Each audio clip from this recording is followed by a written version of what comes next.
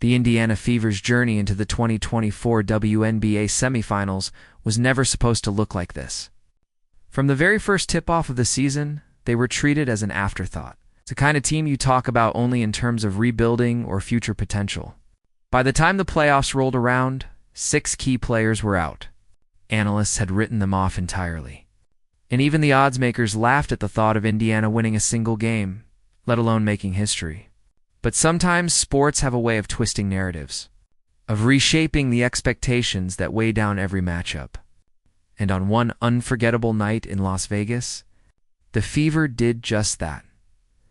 Game 1 of the semifinals was supposed to belong to a Wilson and the Las Vegas Aces, the reigning champions. 2-time title holders, a team designed to dominate on the biggest stages, were hosting a Fever squad that had been described as lucky simply to be standing in the postseason. Before tip-off, the stage was set for a coronation, not a contest. Wilson had just been crowned the league's MVP at center court, the spotlight shining on her as the home crowd roared in approval. It was the story everyone expected, Vegas, the powerhouse striding toward another finals berth. While Indiana played the role of background characters in someone else's show, but beneath the bright lights and championship banners, something else was brewing. For the Fever, this wasn't just a basketball game. It was survival. It was defiance. And it was the chance to remind the world that sports, no matter how scripted they might seem, are always written live. From the opening tip, the Fever's energy made it clear they hadn't come to participate. They'd come to compete. And leading that charge was Kelsey Mitchell, a player long respected for her scoring but rarely celebrated with the kind of spotlight that others in the league receive. On this night, with her team's season hanging by a thread and the champions staring her down, Mitchell didn't just rise to the occasion. She transformed it. Shot after shot fell, each one a statement, each one daring the Aces to adjust. She scored from deep. She attacked the rim. She pulled up from mid-range with a calm ferocity that left Vegas defenders scrambling. By the end of the night, she had piled up 34 points. A staggering total not just for its efficiency, 12 of 23 from the field, 4 of 6 from beyond the arc, and a perfect 6 of 6 at the line, but for what it represented. No Fever player had scored that much in a playoff game since 2012. No one in WNBA history had done it in their first ever semifinal appearance. Mitchell wasn't just having a big game. She was making history. And perhaps more importantly, she was making a statement about resilience. In her post-game reflection, Mitchell spoke openly about the list she'd kept over the years, names of coaches who doubted her, media outlets that ignored her, the moments when it would have been easier to walk away than to keep pushing. For her, this wasn't about proving people wrong in one night. It was about proving to herself and to the teammates around her that belief, persistence, and preparation pay off. The same voices that once dismissed her were suddenly forced to talk about her as the difference maker in the biggest upset of the postseason. But Mitchell wasn't alone. That was the true secret of Indiana's night. Her scoring might have lit the spark, but the flame burned because of a team effort that went deeper than the box score. In the paint, rookie star Aaliyah Boston carried the unenviable task of guarding Wilson.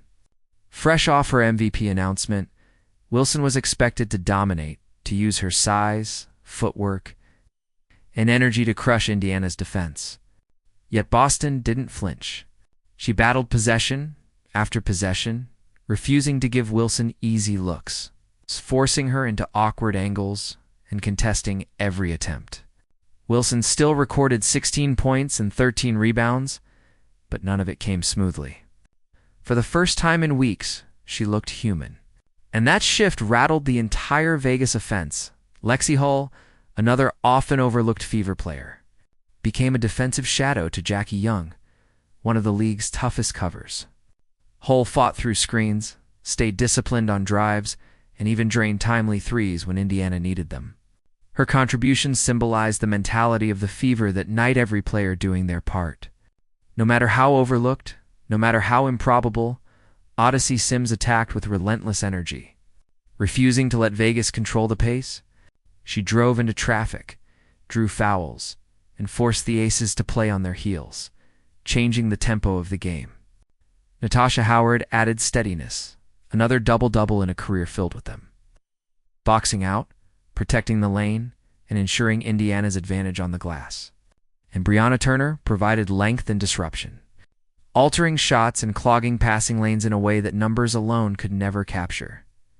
Together, the Fever flipped the very categories Vegas was supposed to dominate, outscoring the Aces in the paint 52-38, dictating the tempo and making defense their weapon. They turned the supposed mismatch into their strength.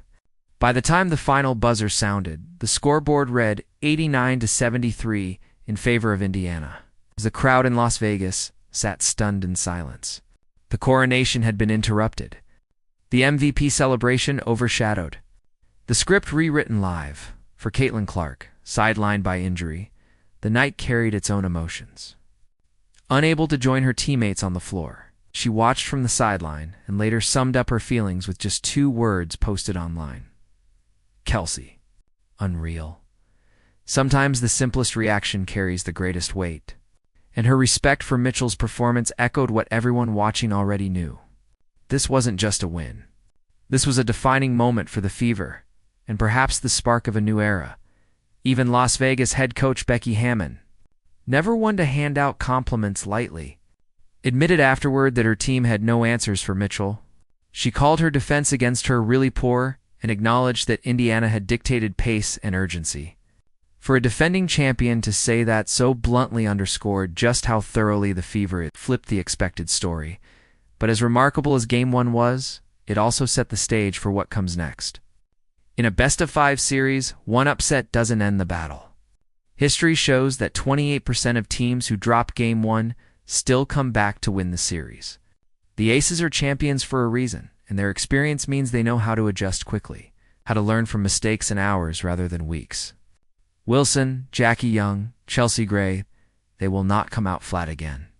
Game 2, they will throw everything at Indiana, testing whether this underdog squad can handle being the team in control. And that's the new challenge for the Fever. Winning as an underdog is one story. It's fueled by adrenaline and disbelief. Following it up when the opponent is desperate, when every adjustment is designed to stop you, that's an entirely different test. Can Mitchell find the same rhythm when double-teamed and trapped? Can Boston frustrate Wilson a second time? Can the Fever defense maintain its discipline when Vegas plays with urgency? Head coach Stephanie White put it best. She reminded everyone that her team's strength comes from its mentality. They live the we over me. It doesn't matter who's on the floor, she said. It doesn't matter who's injured or sidelined. They empower each other to be the best versions of themselves. And in that unity lies their resilience. That mindset is what allowed them to reach this stage when nobody believed they could. And it's what they'll need to keep pushing if they want to turn one upset into a finals run. Game 1 wasn't just about stealing a win in Las Vegas. It was about reclaiming belief, about proving that history doesn't have to be dictated by expectations, and about showing that even in the face of overwhelming odds, a team built on resilience can find a way. The Fever aren't just participants anymore. They're contenders, and they've announced it on the biggest stage possible. Now, as Game 2 approaches, all eyes turn back to this matchup. Will the Aces respond like champions and reset the balance? Or will Indiana double down, grab another win, and head home with the series shockingly in their control? That's the beauty of this moment, the uncertainty, the drama. The reminder that no script in sports is ever finished until the final buzzer. So now we turn the question over to you. Did the Fever's upset prove they're real contenders? Or was this simply one magical night that the Aces will erase in Game 2? Can Kelsey Mitchell keep carrying the load? Or will A'ja Wilson come roaring back with an MVP's vengeance? Let us know your thoughts in the comments below. If you're fired up for the Fever, make sure you hit like, subscribe, and turn on notifications so you don't miss what comes next. Because no matter how this series unfolds, one thing is already certain. The Indiana Fever have changed the conversation, and the WNBA playoffs will never be the same.